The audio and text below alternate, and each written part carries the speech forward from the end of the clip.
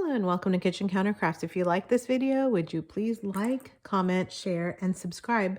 And also don't forget to hit the bell icon so that you can be subscribed for alerts and receive those as I upload new videos. Today I'd like to do a ink review on Diamine Meadow, and I kind of looked at what green inks I have, and I actually don't have that many. I just have the Monteverde Olivine, and also there's a Monteverde green.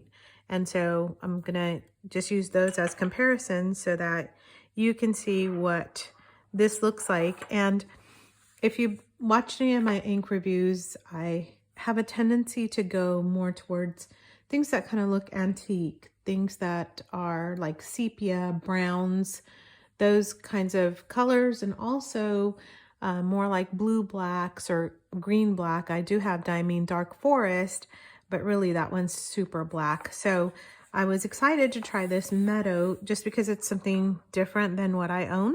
So let's go ahead and get started with the review. So I'm gonna just jot down the ink and ink information. And if you look at it, it's actually a very pretty grassy green. And so Meadow is actually a really great name, I think, for this ink. Diamine has I don't know, they just have a good way with inks. And I am using my glass dip pen, and that is kind of like a medium nib. So it gives a good indicator of the ink color, I think. The only problem is it's not a fountain, so you have to keep dipping it. Whoa, that was too much ink on that. I'm trying to hurry here. All right, and I have some blue dots here. I don't know if you can tell. Those are from when I did this review and had bleed through from the Ferris wheel press, which is a very, very pretty ink. And you can take a look at that also if you'd like. But so we'll just ignore the blue dots on my paper. So that the nib is a medium. And the paper is a 68 GSM Tomoe River. And we will do shading in just a little bit. But I'm going to see if there was a bleed through even where I wrote that messy gloppy glass. So no bleed through. So that's good. And again, the glops are from the Ferris wheel press. So now I'll just take a look at the dry time.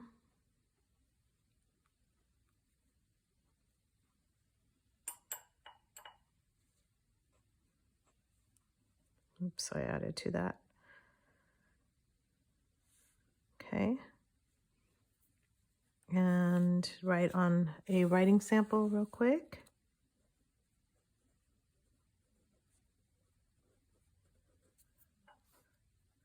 And after 10 seconds, it's still pretty wet.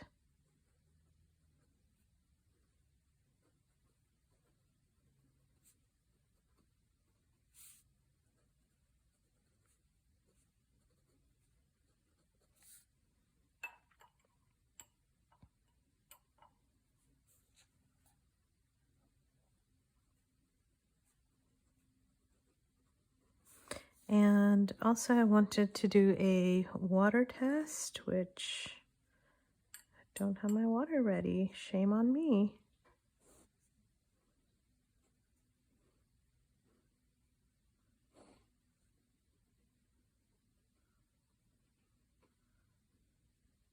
So we'll check that out in just a minute.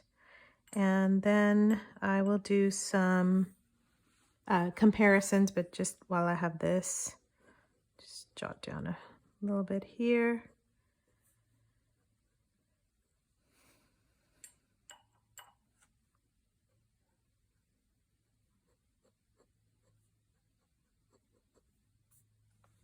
All right, so that's the dip pen, and I'll be right back.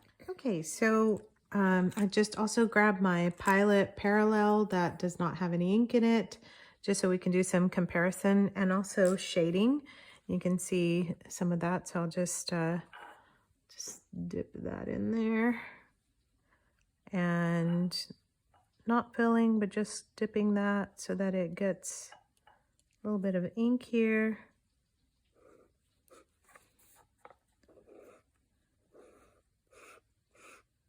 There we go. There's the Diamine, and I'll just write, I should probably have done that first. Shading.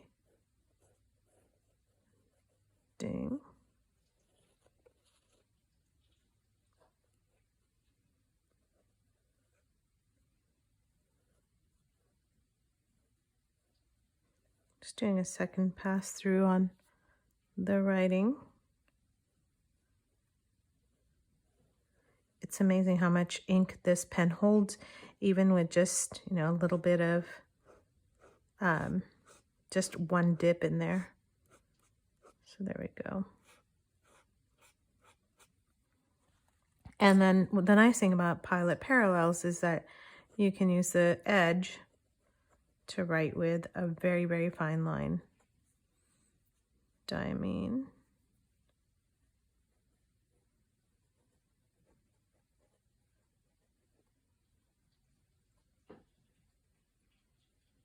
Meadow, okay. So there's the Diamine Meadow and the shading on the ink. And yes, there is shading on this. So I can do it like a triple pass here. Just kind of see. All right, so there's that, and rinse that off and wipe it off.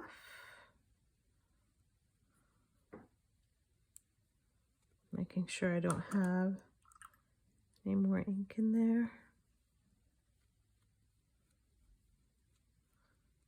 Okay. It's pretty good. All right. So cap my ink so that I don't end up throwing it this way and that way. And this is the Monteverde Olivine. And I actually don't, let's see. Yeah, I'll just dip it in this too. Let's see.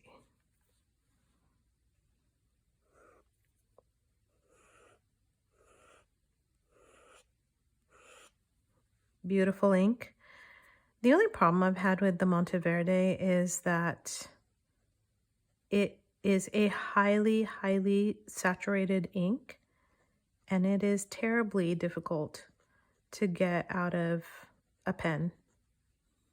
So there's the Monteverde. You can tell it's a true olive, kind of maybe even like an army green color. All right. And capping this. Oh, I left some ink on my kitchen counter. Oh well. Not the first time, won't be the last. And on my hands. All right. And then this is Monteverde green. Just a sample, just because again, Monteverde's been very highly saturated, and then like cleaning out my pen's been a little bit intense. Don't want to get that on my shirt. Let's see.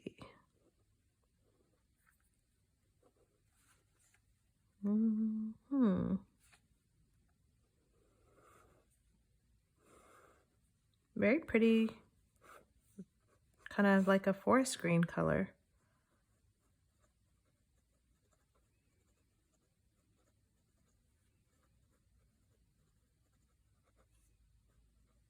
And I'm going to just indicate that this was a sample in case I forget and think I actually have a full bottle of that. So here's the ink comparisons. You can tell that the Diamine Meadow is actual very pretty green, that as compared to the other two. The other two are very beautiful also, but they're just a different, like that's more of a forest green. That's like an army green, I think. So anyway, all right, and now I'm gonna do the water test. And let's just see, just drip a little bit of water on there, just with my hands, my finger. There. All right, and let that sit here while I just talk a little bit more about this ink. So I just got this Pelikan M400 tortoiseshell as a early birthday present, and I really wanted a matching ink. So really that's the secret behind Diamine Meadow. And so I ended up buying that, and it's actually a very pretty complement to this pen. And this is an extra fine, so I'm going to jot this one down here so that you can see. So this is, oops, I'll put this down. Pelikan M400 EF. And even in this, it's just a very pretty, very nice and wet ink, and a really pretty ink for that. And then let me just find a clean spot on my paper towel to just dab that. As with other Diamine inks, they are not waterproof or even water resistant, so try not to have that on like letters. If you're doing letter writing, you can seal them with wax. I actually have a video on how to do that. It's very easy. Just use a candle, and so you can quickly and easily seal those with wax. And so you don't really need to worry too much about, you know, what is going on with your inks. If you're looking for water resistant, you might want to take a look at like Noodlers and just see what they might have to offer in that way. So you can actually try and see. For me, it's not about the water resistance. For me, it's more about like writing and also just sketching like this. I actually love doodling, and so I use my inks a lot of times for art, and I don't know, I just really enjoy them. I think they're pretty, and you can use this one for like Christmas cards. That's another thing I was kind of thinking about, like maybe I utilize this in that way. But I don't know, it's just fun to experiment. I think inks are kind of like jewelry. You can never have enough. And then also they just help to accentuate and make your writing better, just depending upon what inks you have. And just as a way of closure for this video, I actually was using this ink. I really wanted to break in my pen and just kind of utilize it in a way that I like to. And so I have a journal and I write Psalms out in it. And so you can just see how pretty this looks even as it's written out. It's easy on the eyes.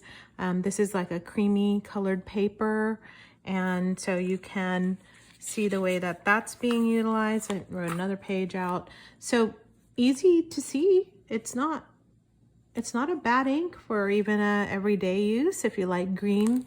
And I hope that was helpful and beneficial for you. So if you will, check out my newest video on this beautiful Pelikan, and also on how to seal letters and writing if you are worried about water resistance. So those are a couple things that I would recommend that you check out.